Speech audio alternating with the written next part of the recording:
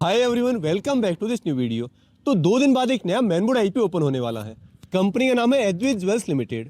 और बहुत दिनों बाद हम एक ऐसा मैनबोर्ड आईपीओ देख रहे हैं जिसकी थोड़ी हाइप क्रिएट हो रही है, थोड़ी अच्छी जीएमपी जिसकी है। लोग बहुत एक्साइटेड इस आईपीओ को लेकर।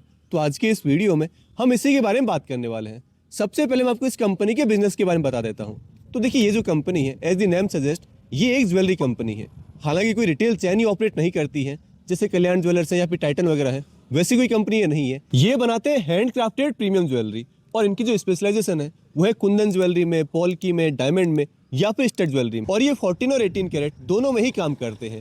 और इनकी जो मोस्टली रेवेन्यू है, ऑलमोस्ट 80% रेवेन्यू, वो आती है B2B सेगमेंट से। यानी ये जो ज्वेलरी बनाते हैं उन्हें बाकी रिटेल कंपनीज को, बाकी होलसेल कंपनीज को सप्लाई करते हैं एंड देन वो आगे रिटेल को सेल करते हैं। A few moments later. Welcome back everyone. तो उस वाले माइक की बैटरी वहाँ आउटडोर में खत्म हो गई थी, तो मुझे फिर वीडियो मजबूरी में बंद ही करना पड़ा। और अब मैं क्योंकि अपने ऑफिस आ गया हूँ तो मैं ये वाला माइक काम में ले रहा हूँ। चलो फिर वीडियो फिर से स्टार्ट करते हैं। तो देखिए, इसकी जो 80% रेवेन्यू है वो तो आती है B2B सेगमेंट से, और जो रिमेनिंग 20% बिजनेस है वो ये कंपनी करती है डायरेक्ट कस्टमर से। हालांकि सिर्फ ऑर्डर बेसिस पर ही काम करते हैं। अगर आपको इनसे कुछ ज्वेलरी बनानी है तो पहले आपको इनको ऑर्डर देना होगा। देने से 30 या 45 डेज के अंदर आपकी ज्वेलरी आपको बनाकर दे देंगे। बाकी इनका जो ब्रांड नेम है वो है राम भजो नाम से। मेरे ख्याल में राम भजो ही होगा, बाकी इसका जो प्रोनाउंसिएशन है वो राम भाजो भी हो सकता है। तो ये इनका ब्रांड नेम है। और ये 1921 से ज्वेलरी मैन्युफैक्चरिंग के बिजनेस में है, यानी मोर देन 100 ईयर्स हो चुके हैं। तो इस कंपनी के पास, इसके मैनेजमेंट के पास ज्वेलरी मैन्युफैक्चरिंग का अच्छा खासा एक्सपीरियंस है। ये बहुत लंबे टाइम से इसके बिजनेस में। और ये एक जयपुर बेस्ड कंपनी है। इनका जो भी मैन्युफैक्चरिंग प्लांट है, प्लांट तो क्या होगा, जो मैन्युफैक्चरिंग यूनिट है वो सब कुछ जयपुर में ही है। अब देखो, आपको ये जरूर लग सकता है कि यार ये तो एक ज्वेलरी कंपनी है और अभी तो मोदी जी ने कहा था कि आप गोल्ड वगैरह मत खरीदो। तो ये तो इस कंपनी के लिए एक बहुत बड़ा नेगेटिव पॉइंट है। लेकिन देखिए, मेरे ख्याल से इंडिया में गोल्ड की एक इमोशनल और कल्चरल वैल्यू है, जो कि चाहे कितना ही बड़ा इन्फ्लुएंसिंग आदमी कह दे, गोल्ड की डिमांड इंडिया में सिग्निफिकेंटली कम नहीं हो सकती। हाँ, जिसे इन्वेस्ट करना है वो थोड़ा डिले कर सकता है कि यार अभी 1 महीने बाद, 2 महीने बाद, 3 महीने बाद इन्वेस्ट करेंगे। लेकिन हमारे यहाँ शादी ब्याह में जो गोल्ड का कंजम्पशन है, कुछ भी छोटा मोटा ओकेजन हुआ तो हम लोग गोल्ड खरीदेंगे, दिवाली पर हम लोग गोल्ड खरीदते हैं। तो जो सोसाइटी ड्रिवन डिमांड है ये मेरे ख्याल से कभी कम नहीं होगी, ये हमेशा बढ़ती ही रहेगी। हालांकि ये मेरा थोड़ा पर्सनल बायस भी हो सकता है, क्योंकि मैं ऑलरेडी कुछ ज्वेलरी कंपनीज को होल्ड करता हूँ अपने पोर्टफोलियो में। मेरे पोर्टफोलियो का अच्छा खासा चंक ज्वेलरी कंपनीज में है। तो ये मेरा वो है ना कि बायस्ड ओपिनियन भी हो सकता है। लेकिन क्योंकि मैं ज्वेलरी कंपनीज को बहुत लंबे टाइम से ट्रैक कर रहा हूँ, काफी लंबे टाइम से इन्वेस्टेड भी हूँ, एंड थैंकफुल इनका बिजनेस मुझे थोड़ा थोड़ा समझ आने लगा है। तो भाई मैं तो इन कंपनीज पर बहुत बुलिश हूँ। और ये जो कंपनी है एडविज ज्वेल्स, इसके आईपीओ में शायद अलॉटमेंट ना मिले क्योंकि बहुत छोटी साइज का आईपीओ है। लेकिन आईपीओ के बाद भी, लिस्टिंग के बाद भी, मैं इस कंपनी में थोड़ा इंटरेस्टेड रहूंगा, क्योंकि मैं ऑलरेडी ज्वेलरी सेगमेंट की एक B2B कंपनी को होल्ड करता हूँ एंड थैंकफुली वहाँ मेरा एक्सपीरियंस काफी अच्छा रहा। तो अगर आप इसे मेरा पर्सनल बायस कह सकते हैं, लेकिन लिस्टिंग के बाद भी ये कंपनी मेरी वॉच लिस्ट में रहने वाली है। तो ये तो बात है इस कंपनी के बिजनेस के बारे में। अब थोड़ा इसके फाइनेंशियल नंबर्स की बात कर लेते हैं। भाई कंपनी की सेल्स कितनी है, प्रॉफिट कंपनी कितना अर्न कर रही है। तो देखिए, 2023 में इस कंपनी की रेवेन्यू थी 46 करोड़ रुपीज, जो कि 2024 में होगी 70 crore rupees. And next year FY25 में इस कंपनी ने 125 करोड़ रुपीज की रेवेन्यू जनरेट की थी। यानी कि यहाँ ग्रोथ रेट काफी अच्छी है, पहले अराउंड 40% के आसपास और अभी तो 70-80% के अराउंड। बाकी FY25 की जो फुल ईयर रेवेन्यू है 125 करोड़ रुपीज, वो कंपनी ने FY26 के पहले 3 क्वार्टर में ही अचीव कर ली है। और इनके प्रॉफिट अमाउंट का भी यही हाल है। 2023 में इनका प्रॉफिट था 10 करोड़ रुपीज, जो कि 2024 में हो गया 14.7 करोड़ रुपीज, यानी अराउंड 40-50% के आसपास की ग्रोथ। और 2025 में इस कंपनी ने 25 करोड़ रुपीज का प्रॉफिट अर्न किया है। डबल तो हम नहीं कह सकते, लेकिन ऑलमोस्ट डबल।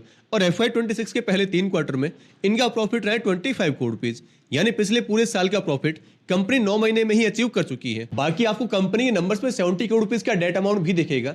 लेकिन आईपीओ से कंपनी को जो भी पैसे मिलने वाले हैं, वैसे तो बहुत कम मिलेंगे, छोटी साइज का आईपीओ है, लेकिन उसमें से 65 करोड़ रुपीज कंपनी लोन की रिपेमेंट में ही काम मिलेगी। यानी कि आईपीओ के बाद ये ऑलमोस्ट एक डेट फ्री कंपनी बन चुकी होगी, जो कि एक अच्छा पॉइंट है।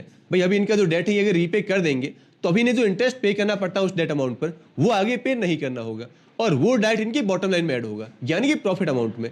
तो यहाँ से आगे चलकर भी कंपनी का प्रॉफिट और बूस्ट कर सकता है। भाई ये नॉर्मल बिजनेस से जो कमाएंगे वो कमाएंगे, लेकिन इस अकाउंटिंग एंट्री की वजह से भी हमें प्रॉफिट में अच्छी खासी ग्रोथ देखने को मिल सकती है। बाकी इसका पी रेशियो 20 के आसपास है, जो कि आपको देखने में थोड़ा कम लग सकता है एक मैनबोर्ड कंपनी के लिए, लेकिन एक्चुअली उतना कम है नहीं, क्योंकि मार्केट ज्वेलरी कंपनीज को ज्यादा पी नहीं देता है, क्योंकि ये थोड़ी साइक्लिकल कंपनीज होती है। तो वैल्यूएशन इसका ठीक ठाक है, हम कोई बहुत अंडरवैल्यूड इस कंपनी को नहीं कह सकते। बाकी ये कंपनी आईपीओ प्राइस के अकॉर्डिंग अपने लिए 632 करोड़ रुपीस की मार्केट कैप डिमांड कर रही है, यानी ये एक स्मॉल साइज कंपनी होगी, लेस देन 1000 करोड़ रुपीस की मार्केट कैप वाली। तो देखो, कंपनी के बिजनेस में तो ज्यादा कोई कॉम्प्लिकेशंस है नहीं।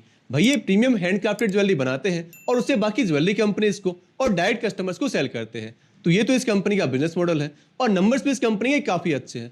भाई रेवेन्यू में अच्छी ग्रोथ है, प्रॉफिट में अच्छी ग्रोथ है और डेट ये रीपे कर रहे हैं, जो कि अगेन एक बड़ा प्लस पॉइंट है।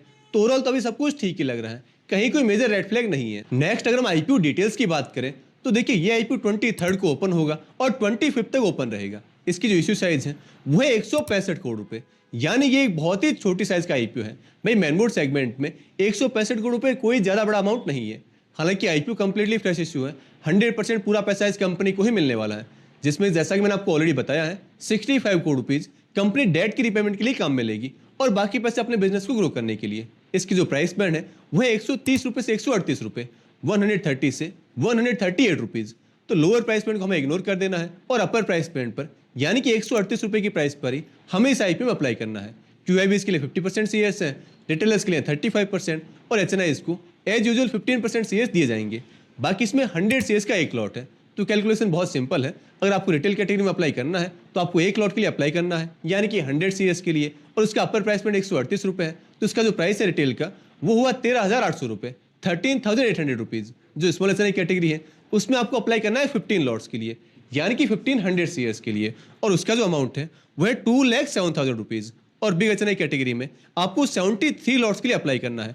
नॉर्मली 70 लॉट्स के आसपास होता है, लेकिन क्योंकि इसकी एक लॉट का अमाउंट बहुत कम है तो 73 लॉट्स के लिए आपको अप्लाई करना है, यानी 7300 सीएस के लिए, और उसका अमाउंट है 10,07,400 रुपीज़। अब देखो आईपीओ नो डाउट काफ़ी अच्छा लग रहा है, लेकिन इसमें अलॉटमेंट बहुत ही टफ रहेगा। अगर आप रिटेल कैटेगरी में अप्लाई करते हैं तो रिटेल में तो ओनली 57 करोड़ रुपीज़ के शेयर्स हैं, यानी कि इसकी जो रिटेल कैटेगरी है वो काफ़ी ज़्यादा ओवर सब्सक्राइब होने वाली है। मेरा एस्टिमेशन तो ये है कि मोर देन 100 टाइम्स तो ओवर सब्सक्राइब हो जाएगी। इसका अलॉटमेंट आएगा 29 को। वैसे 25 को ये आईपीओ क्लोज हो रहा है, लेकिन भी 26, 27 और 28 लगातार 3 दिन के लिए मार्केट बंद रहेगा। तो 29 को उसका अलॉटमेंट है और 1 जुलाई को इस कंपनी की लिस्टिंग होने वाली है। अब अगर हम इसकी जीएमपी की बात करें, इसके ग्रे मार्केट प्रीमियम की, तो देखिए आजकल वैसे जीएमपी सबको पता होती है, इतने सारे ऐप हैं, इतने सारी वेबसाइट्स हैं, पर चलो फिर भी मैं आपको बता देता हूँ। अभी ग्रे मार्केट में इस आईपीओ को 45% के प्रीमियम मिल रहे हैं, जो कि काफ़ी अच्छा नंबर है। हालांकि एक टाइम पर इसकी जीएमपी 60% के आसपास भी थी, लेकिन थोड़ी बहुत इसकी जीएमपी कम हुई है, थोड़ी प्रॉफिट बुकिंग हुई है, और अभी इसकी जो जीएमपी है वो है 45%, जो कि अगेन एक काफ़ी अच्छा नंबर है। अगर इतने प्रीमियम पर भी लिस्टिंग हो गई तो हमें ठीक ठाक लिस्टिंग इस आईपीओ मिल सकते हैं। ठीक ठाक क्या, इनफैक्ट काफ़ी अच्छे लिस्टिंग है। लेकिन जैसा मैंने आपको पहले कहा, इसमें अलॉटमेंट बहुत ही टफ रहेगा और यही इसके दो सबसे बड़े नेगेटिव पॉइंट भी है। पहला तो ऑब्वियसली इसमें अलॉटमेंट काफ़ी मुश्किल है, और दूसरा इसका रजिस्टर है बिग शेयर सर्विसेज। अब आई डोंट नो सिर्फ मेरा पर्सनल एक्सपीरियंस खराब है या फिर सबके साथ ऐसा होगा, लेकिन जिस भी आईपीओ में बिग शेयर रजिस्टर होता है उसमें मुझे आज दिन तक अलॉटमेंट नहीं मिला है। तो मैं तो इस बार भी एक्सपेक्ट नहीं कर रहा हूँ। हालांकि अप्लाई तो हमें इसमें करना ही अपनी पूरी कैपेसिटी के साथ, लेकिन आपको अलॉटमेंट के लिए कोई बहुत ज़्यादा एक्सपेक्टेशंस नहीं रखनी है। भाई वैसे ही बहुत छोटी साइज का आईपीओ है और ऊपर से बिग शेयर इसका रजिस्टर है, तो आपको ज़्यादा उम्मीदें नहीं रखनी अलॉटमेंट की। वैसे अभी से आईपीओ क्लोज होने में काफ़ी दिन बाकी है, तो तब तक मैं आपको टेलीग्राम पर और इंस्टाग्राम पर रेगुलरली अपडेट करता रहूँगा। वैसे मैंने इंस्टा पर हाल ही में कंटेंट क्रिएट करना स्टार्ट किया है, आईपीओ की वीडियोस में रेगुलरली बना रहा हूँ, तो अगर आप चाहें तो मुझसे इंस्टाग्राम पर भी जुड़ सकते हैं। उसका जो लिंक है वो आपको इस वीडियो डिस्क्रिप्शन बॉक्स में और पिन कोड में मिल जाएगा। साथ ही टेलीग्राम पर मैसेजिंग भी अब कल से स्टार्ट होने वाली है, तो वहाँ भी आपको रेगुलरली अपडेट मिलती रहेगी। तो दोस्तों आप इस आईपीओ में किस कैटेगरी में अप्लाई करने वाले हैं? भाई रिटेल में अप्लाई करेंगे, स्मॉल एचएनआई में करेंगे, या फिर बिग एचएनआई कैटेगरी में? ये आप नीचे कमेंट बॉक्स में जरूर बता दें, क्योंकि अप्लाई ना करने का तो कोई ऑप्शन है नहीं। भाई सबको अप्लाई तो करना ही है, बस आप कैटेगरी के बारे में बता सकते हैं। और हाँ, अगर आपको आज का वीडियो पसंद आया है तो आप इस वीडियो को लाइक कर दें और चैनल को सब्सक्राइब भी कर लें, ताकि आपको आगे भी ऐसी और आईपीओ रिलेटेड वीडियोस मिलते रहे।